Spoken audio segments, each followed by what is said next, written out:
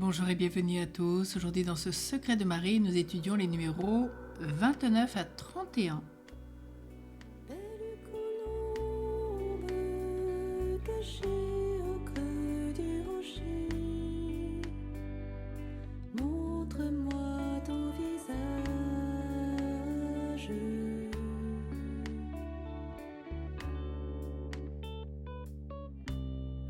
Montre-moi la beauté qui sauve le monde. Belle Marie.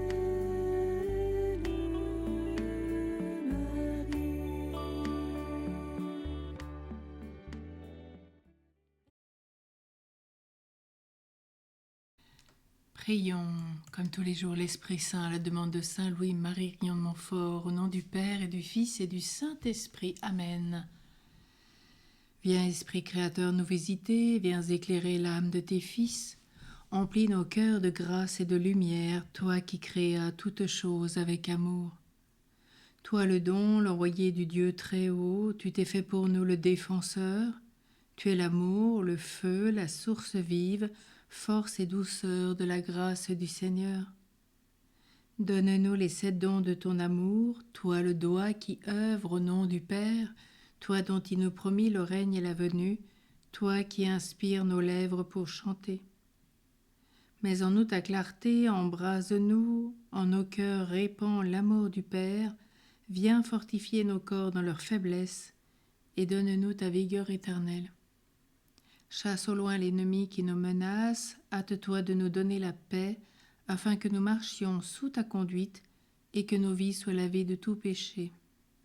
Fais-nous voir le visage du Très-Haut et révèle-nous celui du Fils, et toi l'Esprit commun qui les rassemble, viens en nos cœurs qu'à jamais nous croyons en toi. Gloire à Dieu notre Père dans les cieux, gloire au Fils qui monte des enfers, gloire à l'Esprit de force et de sagesse dans tous les siècles des siècles. Amen. Prions l'Ave Marie Stella. Salut étoile de la mer, auguste mère de Dieu, salut ô toujours vierge, heureuse porte du ciel. Vous qui avez agréé le salut de Gabriel, daignez en changeant le nom d'Ève, nous donner l'Ave de la paix. Délivrez les captifs, éclairez les aveugles, chassez loin tous nos maux. Demandez pour nous tous les biens, montrez que vous êtes notre mère, et que pour vous reçoive nos prières celui qui, né pour nous, a bien voulu être votre Fils. Ô Vierge incomparable, douce entre toutes, obtenez-nous avec le pardon de nos fautes, la douceur et la chasteté. Obtenez-nous une vie pure, écartez le danger de notre chemin, afin qu'admis à contempler Jésus, nous goûtions l'éternelle joie. Louange à Dieu le Père, gloire au Christ souverain, louange au Saint-Esprit, aux trois, un seul et même hommage. Amen. Alors aujourd'hui, nous poursuivons donc les numéros 29 à 31, donc dans la parfaite pratique de dévotion à Marie. Je cite le numéro 29. Il faut choisir un jour remarquable pour se donner, se consacrer et sacrifier volontairement et par amour, sans contrainte, tout entier, sans aucune réserve, son corps et son âme, ses biens extérieurs de fortune, comme sa maison, sa famille et ses revenus, ses biens intérieurs de l'âme, savoir ses mérites, ses grâces, ses vertus et satisfactions. Il faut remarquer ici qu'on fait sacrifice par cette dévotion à Jésus par Marie, de tout ce qu'une âme a de plus cher et dont aucune religion n'exige de sacrifice, qui est du droit qu'on a de disposer de soi-même et de la valeur de ses prières, de ses aumônes, de ses mortifications et satisfactions, en sorte qu'on en laisse l'entière disposition à la très sainte Vierge pour appliquer selon sa volonté à la plus grande gloire de Dieu qu'elle seule connaît parfaitement.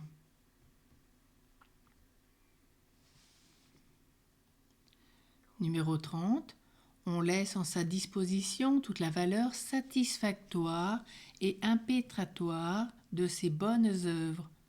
Ainsi, après l'oblation qu'on a faite, quoique sans aucun vœu, on n'est plus maître de tout le bien qu'on fait.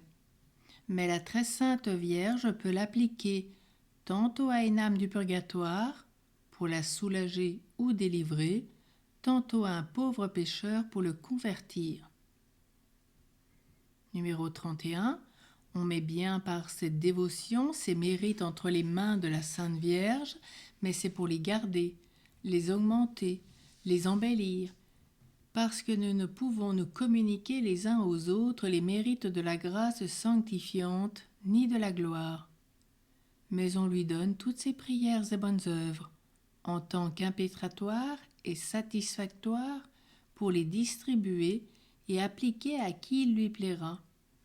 Et si, après être ainsi consacré à la Sainte Vierge, on désire soulager quelques âmes du purgatoire, sauver quelques pécheurs, soutenir quelqu'un de nos amis par nos prières, nos aumônes, nos mortifications, nos sacrifices, il faudra lui demander humblement et s'en tenir à ce qu'elle en déterminera sans le connaître, étant bien persuadé que la valeur de nos actions étant dispensée par la même main dont Dieu se sert pour nous dispenser ses grâces et ses dons, ils ne peuvent manquer d'être appliqués à sa plus grande gloire. Alors aujourd'hui, dans ces numéros, on voit que pour se donner, se consacrer, se sacrifier volontairement et par amour, etc. C'est le texte même de la consécration tel que l'on retrouve au numéro 225 de l'amour de la sagesse éternelle, écrit aussi par Saint Louis-Marie Grillon de Montfort. Je rappelle que quand même quelques œuvres majeures de Saint Louis-Marie Grillon de Montfort. Tout d'abord, il a écrit l'amour de la sagesse éternelle, puis il en est venu à écrire le traité de la vraie dévotion à Marie, puis le traité du très saint rosaire, quatrièmement la lettre circulaire aux amis de la croix, puis le secret de Marie. Puis après, vous pouvez trouver tous les cantiques, les prières, la prière embrasée, et puis aussi toutes les lettres qu'il nous a adressées, même pour les disciples du 3e millénaire. Tant de grâce dans toutes ces œuvres. Alors ici, c'est tout le résumé de la doctrine montfortaine. Tout nous conduit à la plus grande gloire de Dieu. Pour le faire, il faut choisir un jour, donc, dit-il, remarquable. De la bonne volonté ne suffit pas, il faut passer à l'acte.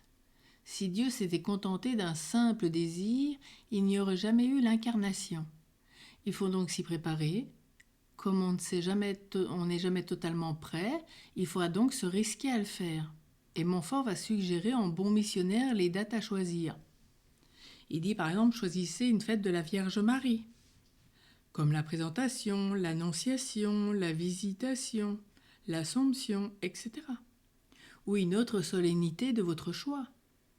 Il ne parle pas de l'Immaculée Conception, car la fête à l'époque, vous le savez, n'existait pas encore, puisque le dogme de l'Immaculée remonte à 1854. Alors c'est le 8 décembre que le cardinal Wyszynski, 1901, mort en 1981, fit sa consécration à Stocksex en 1953. Voici ce qu'il écrit dans ses notes de prison que je vous partage. Depuis 3 semaines, je me suis préparé à ce jour suivant les indications de Saint Louis-Marie Grillon de Montfort. Je me rends par l'intermédiaire de Marie, ma meilleure mère, esclave du Christ. Fin de citation. C'est pour ça Saint Louis-Marie Grillon de Montfort, dans tous ses écrits aussi, propose ces 40 jours de préparation à la consécration. Alors il promet de consacrer à la Sainte Maternité Divine la première paroisse qui lui sera donnée d'ériger, et il termine sa consécration par les mots suivants. Ne m'abandonne pas dans mon travail de tous les jours. Ô Marie, de Jesnagora, montre-moi à l'heure de ma mort ton pur visage. Amen. C'était la fin des notes dans sa prison, que l'on retrouve aux éditions du Cerf. Ce don requiert 2 conditions. La liberté de celui qui le prononce. La deuxième, c'est posséder ce que l'on donne. On ne peut donner que ce qui est à nous. Nous pourrons lire cette consécration donc en réalité, et il faudra pour la faire, suivant les indications de Montfort, une préparation plus complète. Quant au mot esclave, il signifie seulement don total. Et Montfort l'explique, il faut tout donner, sa fortune, sa maison, sa famille, ses biens intérieurs, ses vertus, ses grâces, ses mérites et tout ce qui en découle. La valeur de ses prières, de ses aumônes, de ses mortifications, de ses satisfactions et tant d'autres choses. Ce qui veut dire qu'on se met entièrement et volontairement à la disposition de la Sainte Vierge pour faire sa volonté, pour la plus grande gloire de Dieu. Elle peut donc en faire ce qu'elle veut, même pour une âme du purgatoire, dit-il, ou pour une âme de pécheur à convertir. On va donc lui donner la valeur satisfactoire de nos actions, c'est-à-dire comme à la confession, la valeur de la réparation. On lui donne aussi la valeur impétratoire, c'est-à-dire la valeur de tous nos mérites. Cette consécration n'est pas un vœu, il s'agit d'une remise de soi. On n'est plus maître de tout le bien que l'on fait. C'est la très sainte Vierge qui pourra l'appliquer à qui elle veut, comme elle veut, quand elle veut, et donc même à une âme du purgatoire. Attention, nous avons fait du purgatoire un lieu où Dieu est absent. Le purgatoire, c'est l'amour de Dieu. Ces flammes sont un feu d'amour, dit sainte Catherine de Gênes. Le purgatoire n'est pas un lieu de punition, mais un lieu où Dieu nous presse contre son cœur. Ce n'est pas Dieu qui est loin, c'est nous qui tardons à ouvrir les yeux sur les beautés de son amour. Quand cesserons-nous d'avoir peu d'un Dieu qui nous mettrait au piquet ?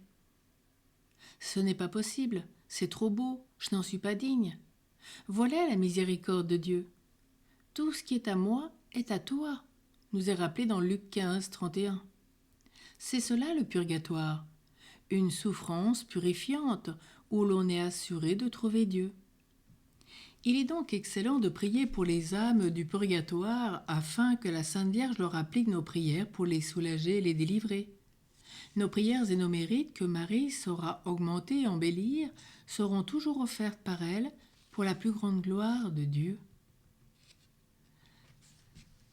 Alors essayons aujourd'hui petit à petit, bien déjà peut-être de goûter ce secret de Marie, d'avancer et vraiment de se livrer et de voir qu'il faut tout donner comme un esclave d'amour.